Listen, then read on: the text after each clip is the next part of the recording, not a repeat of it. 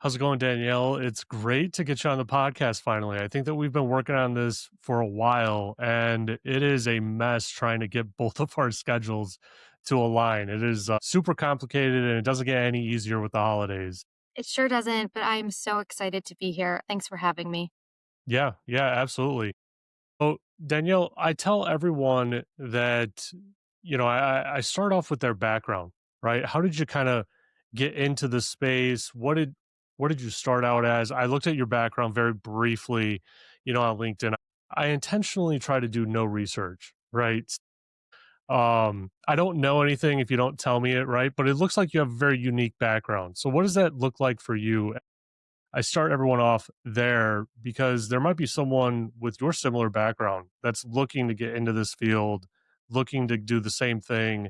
And I always found that when I was trying to make that change in my own life, if I just saw someone or heard someone that had the same background, it was like, oh, well, if they did it, maybe I can do it too.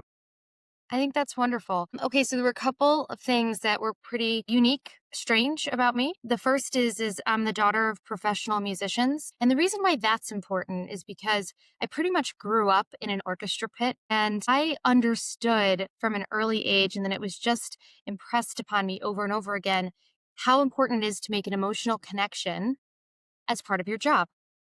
And so put that in the back of your head as I continue sort of through my background of what happened. So I had studied music. I was never nearly as talented as my parents, and so I went to law school, as one does when they have no artistic talent that could possibly sell a ticket.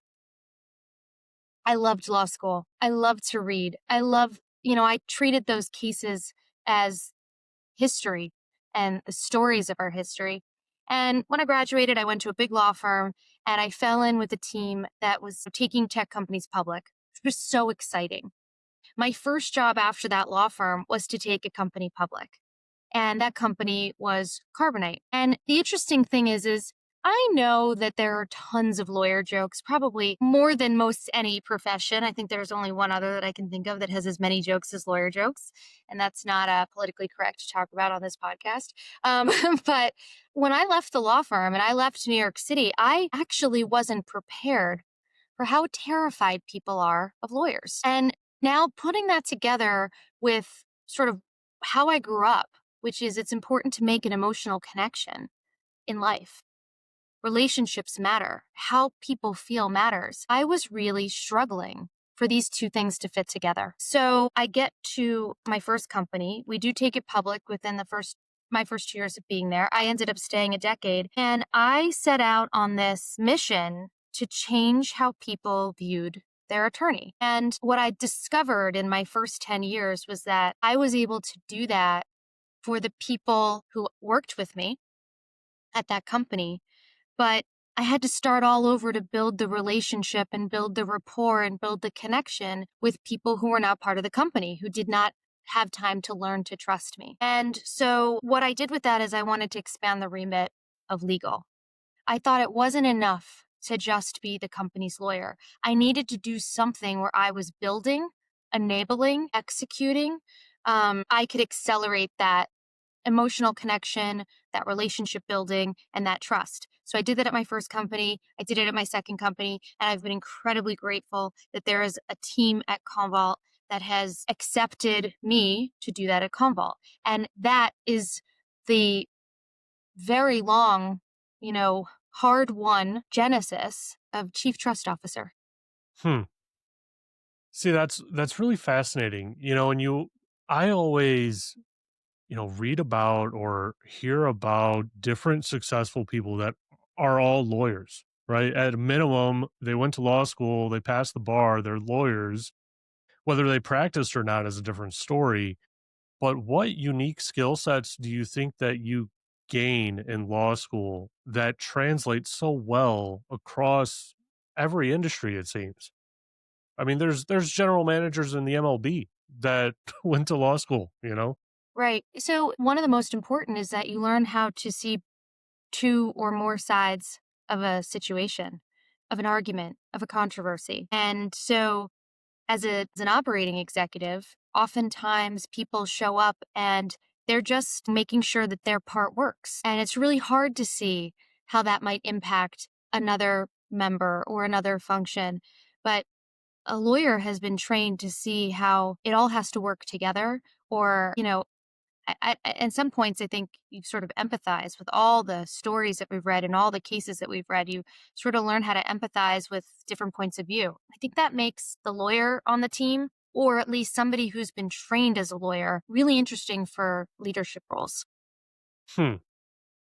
Yeah, it's interesting. So I got my bachelor's in criminal justice, and I never had any intent of going to law school, nor did I. But I remember towards the end of my degree, my roommate, was going to take the LSAT. He's going to try and be a lawyer. He didn't really take it very serious. I mean, neither did I, right? Like he was planning on going into law enforcement, and so was I at the time, right? But he was like more seriously, I guess, factoring it in as an option, right? Well, if I do good on this test LSAT, maybe I'll actually take the real thing, and maybe I'll go to law school, that sort of thing. And it was a test LSAT or a practice LSAT. It was free, so I figured why not, right? Like I'm not paying for it. Went in, took it, didn't study at all. I did such a I did such a bad job that essentially they gave me another practice LSAT for free. They sent me the code. They didn't even send me the score. I literally don't know what that score is to this day. So that's fantastic. But, I think one thing that my program did really well was that they put you in that mindset of being able to view a certain situation from multiple angles. And, it was interesting because one semester we had to basically argue our point for or against, in like paper format, like on a report, right, that we were putting together. And then the next semester, the class was taught by a SEC like practicing attorney, and she assigned different groups, different cases. She would assign like you're for it, you're against it. This is what you're doing, right? And then at the end of the semester, you have to present your case, and she's the judge, the class is the jury, right? And you have, however long it is, like 20 minutes to present your case because there's a whole bunch of people in this class. And going through that process though, which was interesting because me and my partner, who was also my roommate, we were trying to prove that someone that was found guilty in real life, that he wasn't actually guilty. And that was like the most interesting thing that you could possibly do, because you have to tell a story, and you're telling that story in a certain way that makes sense. And it's interesting how you're getting that mindset buy-in right from the very beginning. And it forces you to think about it from somebody else's perspective. So that sort of training I use all the time in my work.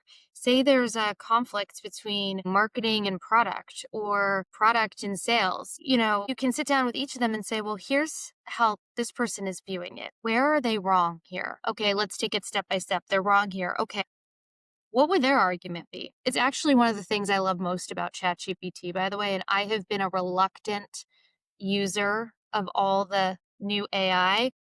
I've been a slow follower, is what I would say, slow follower. But one of the best things I like about ChatGPT and other systems like it is I can say, this is what's happening. What are all the arguments against this? What are all the arguments for it? And then you can really have like a 360-degree view and try not to become an echo chamber of just the view that you want, but really try to solve a problem and reach consensus or change hearts and minds. Chief trust officer. So I've been hearing about this kind of role a lot more. Why don't we talk about what that is and what's the value to the environment? And then I'll tell you maybe my experience from internal working with lawyers and stuff like that. Well, there's a practical side, and then there's what a company hopes it becomes. And what's the value? I'll get to that third. Practical side is if you have a head lawyer, a chief lawyer, who's doing more than just the legal job, it's very hard to have them show up with general counsel or lawyer or chief legal, because then it doesn't really make a lot of sense. It doesn't really describe why they're showing up in a cybersecurity perspective or in a corporate development or in a business development. If I were, if somebody were to say to you, Joe, hey, I got the general counsel of yada yada company on the line, that probably communicates something to you that doesn't feel safe or Yeah. collaborative. And so as the company wanted my portfolio to expand into adjacent areas to legal, we needed to find a way to describe it that frankly didn't scare the shit out of people, right? So that's number one. Number two, that's practical. But the hopeful part of it is the one unifying concept is that everything, every goal, every project or initiative that is advanced under the chief trust officer or under the trust function, is what we call it, has to be in service of strengthening trust with customers, with partners, with employees, with stakeholders. So things get remarkably easy and able to focus when a project or an initiative or something arises. Somebody wants you to carry it from A to Z, and it says, okay, how is this strengthening trust with customers? How is it strengthening trust with stakeholders? And if it's not, it either has to be tweaked so that it is, or it falls off and you're able to focus. And the value that that brings now is there are a lot of times when, you know, there are balls in the air that are just not caught because there isn't somebody who is just thinking about how do I make sure I'm building trust in this way? I've got bad news to deliver. How do we do this? What's the best way to do this to build trust or at least not break it? I want to develop a partnership with one of the top, companies investing in AI. Okay, why? How is that good for customers? How is that good for stakeholders? Or did you just want to take part in the hype? You know what I mean? So it's become a really transformational place to ask a remarkably simple question, but to make sure that the initiatives that the company are focused on to achieve their goals are all still in service of the customer, our partners, and our stakeholders, inclusive of our employees. Hmm. That's interesting. That's a really great way of describing it. And it probably describes the exact opposite of what I've personally experienced internally at companies, right? Like, your first question was if a lawyer shows up on a call or someone calls you and says, hey, I have XYZ company's lawyer on the phone wanting to talk to you. The very first thing I'm doing is not picking up the phone Exactly. and I'm calling my lawyer and saying, you need to call them now, Right. Right. because the one thing that was drilled into me is to never talk to a lawyer without a lawyer present. Absolutely. But that's only one type of lawyer, Yeah. the litigators. Yeah. Most most general counsels of tech companies aren't former litigators. They're corporate attorneys. They're deal makers. They're enablers. And so, I mean, it's doing everybody a disservice. Yeah. That's interesting. I never thought about it. Like it's the same profession, the same title, same license, right? But you're fulfilling different roles. And one is to like potentially put you away, and then the other one is to facilitate your success. Right. Right. I mean, you could say the same thing in the medical field, right? Like if all of a sudden you go in for some tests and you get a call from an oncologist or you get a call from, a holistic medicine doctor, those two things are going to communicate different things. They're both doctors. Yeah. Yeah. That's a fascinating point. Talk to me about your thought process around enhancing internal security processes, procedures, technology, and managing, that trust component of it, Yeah. right? So, and I'll give you a very specific example. I'm not going to mention any company names. I don't want to get sued today. But, I was working for a company and a portion of the security stack was just very bad, right? We had no visibility into the environment based on it and very dispersed. And so I got on the call with the lawyer, and for some reason, that's the process. I got on the call with a lawyer and I told her, I said, hey, look, if we get breached, there's a very small chance that we will know. And there's an even smaller chance that we could stop it or even investigate it. because of how this is configured. And if you really want to do it right, I need a couple $100,000 to go and get the tool to do it right. And I think it worried her. It for sure worried her. But at the end of the day, it was, struck down as something not needed and the risk was accepted, quote unquote, right? How does that happen? Because it doesn't instill trust in me now as a technical expert, right? Giving you the facts. I operate in black and white facts. Is this enabled or not? Does this exist or not? Right? And when I put in the work to go and do that, which happens at a lot of different companies, to prove it, to just to get basic tools, and it's denied, it doesn't instill a whole lot of trust. It's like, oh, okay, they don't care, which may not be the truth. Right, right. There's a failure on the part of the person communicating the need and the part of the person who's not receiving it and not making the investments. Let me tell it this way. Did you see the movie Margin Call about the fall of Bear I love it. Stearns? I love that movie. Do you remember when Jeremy Irons says, "Tell it to me like I'm 5," Yeah, right? If you can't explain it to me like I'm 5, I'm not the problem. I love cybersecurity. I love the field. I have loved overseeing it in my current role in the trust office. Why? Because I had diagnosed that the way CISOs talk, the way they budget, the way they communicate their program is highly technical. And the problem is it lands on people who just don't understand.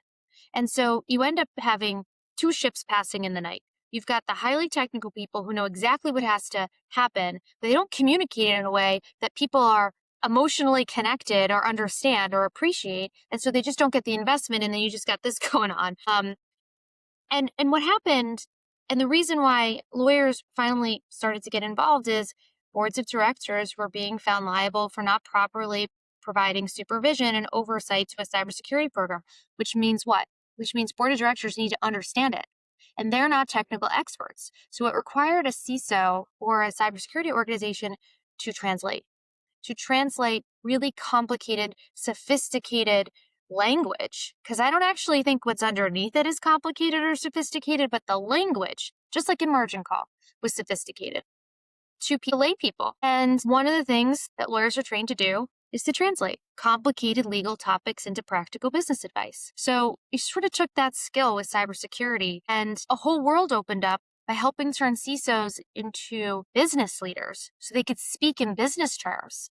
And then you have to return to your teams and you have to speak in technical terms. But so helping that translation happen between different stakeholders. Number two, simplify.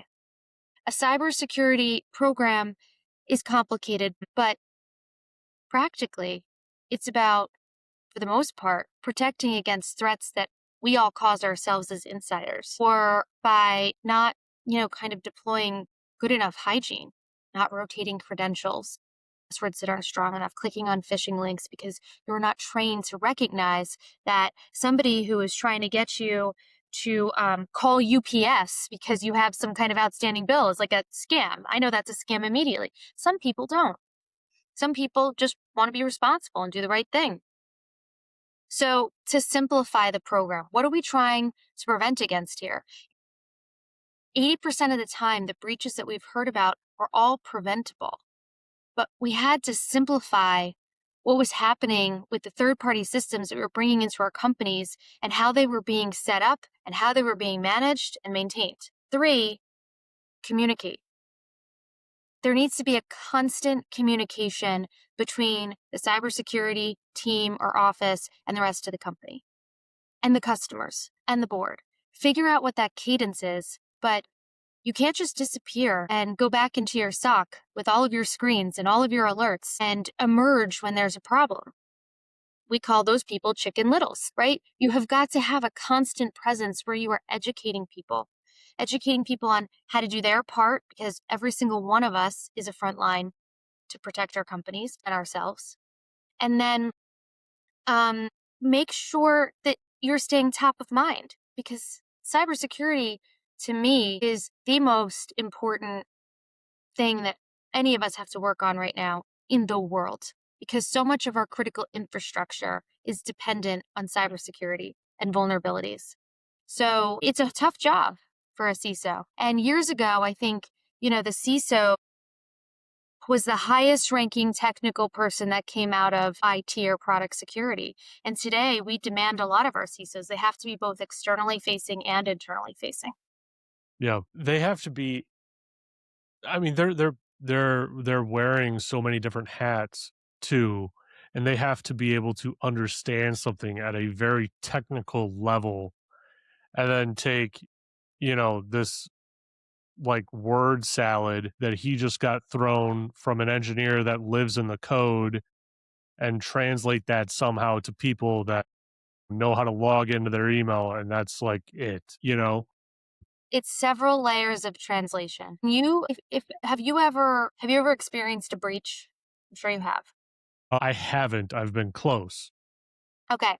When you experience a breach, you spend months going through the anatomy of that breach. And there are lots of different people who have a part of that. You've got developers, you have IT, you have maybe the person who did something who had no idea what they touched, and each of them have a role in explaining sort of the anatomy of it. Every single person there has to be translated into some common language. What a developer explains is happening in the system they created and the impact that a cybersecurity expert explains is the same thing using totally different language. Yeah, it's interesting. I worked for a credit bureau earlier on in my career, and literally, I think it was just weeks before I started what was it, the Equifax breach Yes, happened. yes. And my manager had told me that when that happened, essentially everyone went to the bar, the entire security team from CISO down, and the CISO said, "What do you need to happen?" Right? And the managers and the directors, they all said, like, "Look, we're presenting you all of these tools and we're getting no budget. We need money."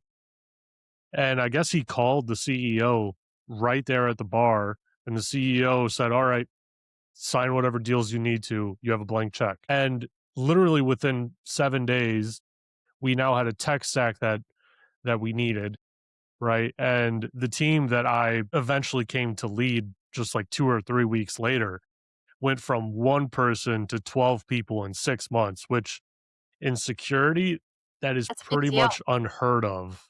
That's completely unheard of. You know how long that takes to find one person, let alone 12?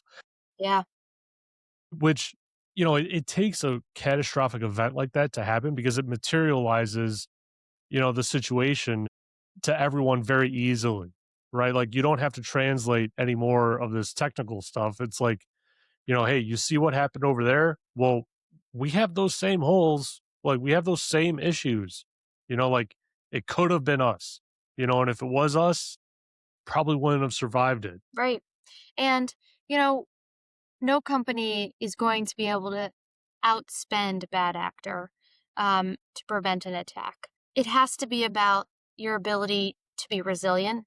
And your ability to be resilient is also not exclusively dependent on the money that you put into your cybersecurity program. It's also largely dependent on whether or not your workforce is educated, whether or not you simulated an emergency response, and whether or not you have a business continuity plan to make sure that your critical infrastructure to keep your business up and running has sort of a spare tire while you're figuring out what happened. Yeah. That's a really good point. Now I'm on the professional services side of security, which is fantastic. I love it. Like, this is where I should have been like 5 years ago, right? But when I was on the internal side at a very large company, we were doing like a tabletop exercise, right? So we have lawyers on the call, and like every technical lead in the org is on the call, and there's this hypothetical scenario that AWS is playing out for us. And my CISO, I report directly to the CISO, and he said, "I know you're going to want to jump in. Hold yourself back and let them bring it to us, because the flow is that they're supposed to be able to identify it. We don't have that budget actually to enable us to identify it. So they have to do their job, and then they have to alert us." And so I waited.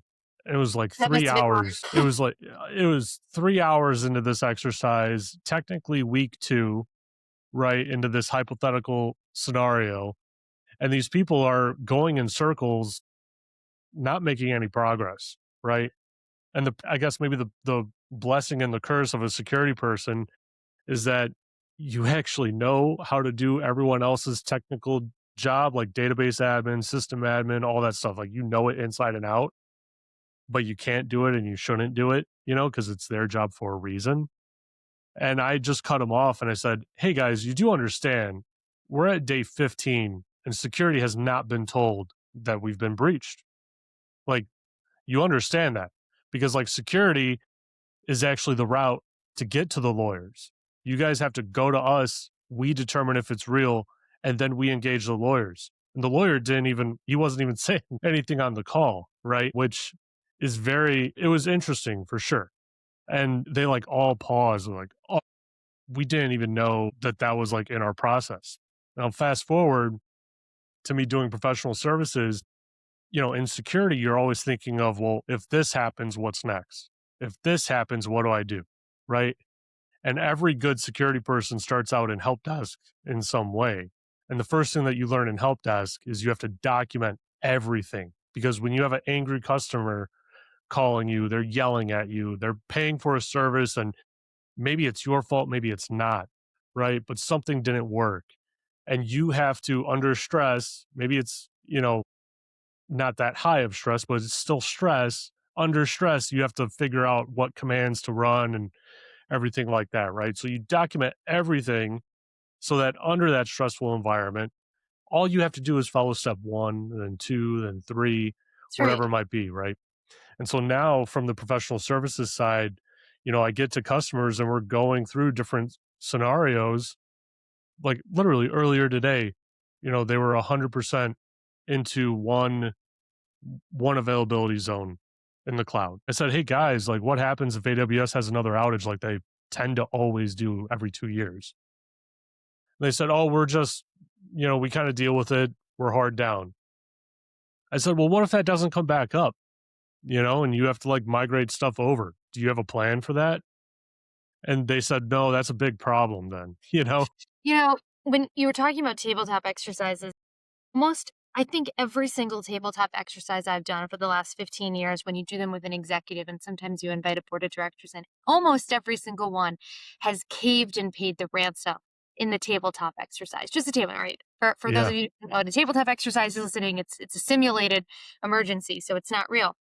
But they're so exhausted by the end of this process, and you said it was like a 2-week process. They're so exhausted by not quite understanding what happened and not being able to change some of the facts that by the time you get to the punchline, do we or do we not pay a ransom? Like most people just sort of throw their hands up and they're just like, yeah, we're going to pay it. The UK has an initiative to ban ransomware payments, to make it illegal to make ransomware payments I for saw that. public sector companies. And, it's a very interesting way to attack this problem. I think it's probably the best way to attack the problem though, to be completely honest with you, because you look at like GDPR. And I was at a company that was impacted by GDPR and everyone was freaking out and everything. And as the security engineer, that's, typically the first one to raise their hand and say, hey, we need X, Y, and Z. Like, if you want to get this done, it's X, Y, and Z. That's it. Right. As someone that's doing that, and I get told no all the time, constantly. Oh, we have to spend $50 more on that. No, we're not spending it. We're not buying it. It doesn't matter to now be forced to adhere to GDPR and now to be essentially to have a very robust disaster recovery program to avoid the ransomware payment. To a security professional, I mean, that is a walk in the park. Now I get to do real security work. Now I get to like actually do stuff, that everyone like talks about. Like now I get to do it, you know? Yeah, that's right. Can I ask you a question? Because I'm struggling with this. I'm curious as to your perspective. How do you think AI is going to change the cybersecurity landscape? Hmm.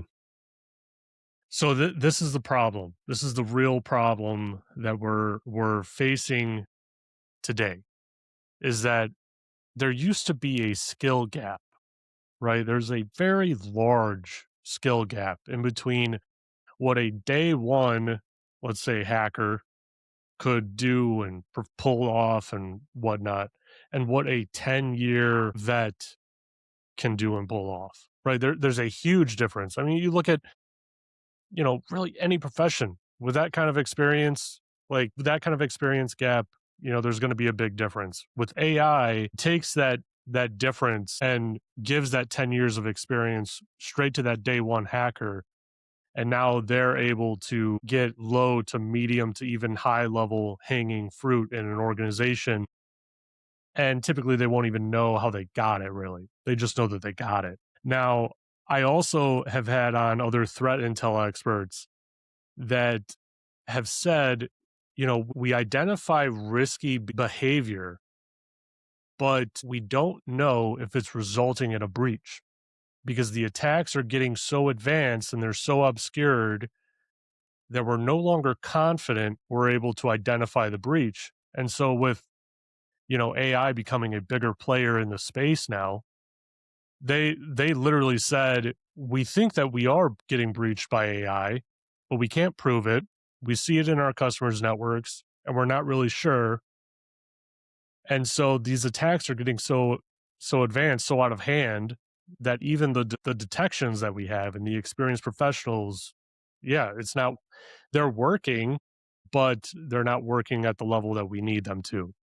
So for a while, it's going to be a whole lot of, the offensive side. I bet when we can start identifying these attacks like pretty regularly and, with high degrees of certainty, we're going to see all of these corporations just got breached, right? Like all of them at once. I spend a lot of time thinking about this. Yeah. It's a good perspective. Yeah. What was that Netflix? It was like a Netflix movie that came out within the last year with Robert De Niro, I think, where he was like appointed to some, It's going you on my know, movie list. yeah, some I love council. De Niro. Yeah. And they figured out that it was a cyber attack that basically took down the power grid. It was a fairly temporary, outage in the power grid, but it took down the entire nation's power grid This at the is a same reason to time. listen to this entire podcast because now we've delivered a movie night for people. Yeah. Yeah. No, it's a really good movie. I think it might be like a 4-part series, but like Even better. it was really good. And, from like the hacker side of my brain, I'm looking at it, I'm like, yeah, it doesn't take that much skill to do that. You'd be surprised. Like if I was really motivated, very motivated, I am not a hacker, I could pull that off. Like that's really saying something because I It kind of is. know where to look. I You know gotta how to look, structure. Yeah, absolutely. you And I know? think you're right. Yeah. We're playing with borrowed time at this point because I mean, we prove it to other nations. I had someone on previously that was knowledgeable to the inside workings of Stuxnet to a degree. And if you don't know what that is, it's the malware that basically took down Iran's nuclear program in 2014. And he was knowledgeable to the inner workings of it. And he said, yeah, the initial reason for deploying it was to actually, detract Iran from building a nuclear weapon. Right? That's a great thing to do probably. But the secondary effect of it was that they wanted to show the capabilities that we had, right? And so when it and I've done a lot of research into it. There's a very specific point in time when the virus began to, kind of communicate out, right? And so it was waiting to be discovered to some degree. And he said, yeah, that wasn't by mistake. Like we were in there for years and then we decided, okay, let's just show them, just a very small little tidbit. We think that they'll be able to pick this up. Let's see if they will. Right. And so then it was discovered. And Yeah. he's like, yeah, that was a complete show of force without really showing any force. Yeah. A lot of these nation state attacks, by the way, wait a while before anyone can figure They'll it out wait before they show themselves. Yeah. they'll wait forever. I mean, security professionals constantly, raise the alarm like, "Hey, we're getting a lot of solar panels from China. Like the inner workings, the boards are from China. Are we on good terms with China right now? Have we been? Not really. Is China known for not hacking things when they can hack things? No, they usually hack it when they can, So it's like we're kind of playing with fire right now, guys. Yep. I do think, though, that you mentioned earlier on, your wife had said, but like, what do I matter to people? And there is that attitude. And I think it is very much an American attitude. Like, why would anybody care about my shopping list? Why would anybody care about what's in my emails? I think that is distinctly American because many of the Europeans I work with and know don't feel that way at all. I mean, I don't think they think that there's anything so special in their email or the data they create in their life, but they believe it is personal and private to them. Yeah.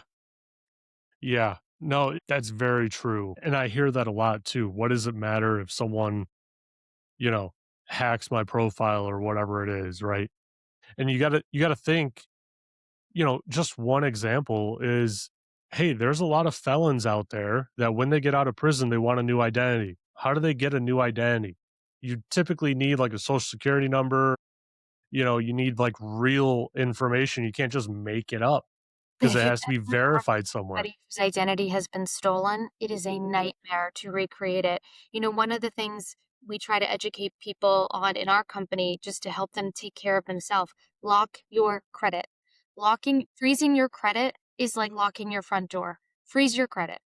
It doesn't need to be unlocked for anybody to go apply for credit for you. So things like that I think are important when you can as a security professional to educate others. Yeah, absolutely. Well, Danielle, we're at the top of our time. We're a little bit over, but this has been a fantastic conversation. I really enjoyed having this conversation with you. Me too. And I'm a fan of yours too. So I'll be listening and thank you for doing what you do. Well, thanks. I really appreciate that. It's not the first time someone said that they're a fan, but it's always weird whenever I hear it that it's like, oh, this person like watches there's people that watch the podcast. Sure, sure, it's true.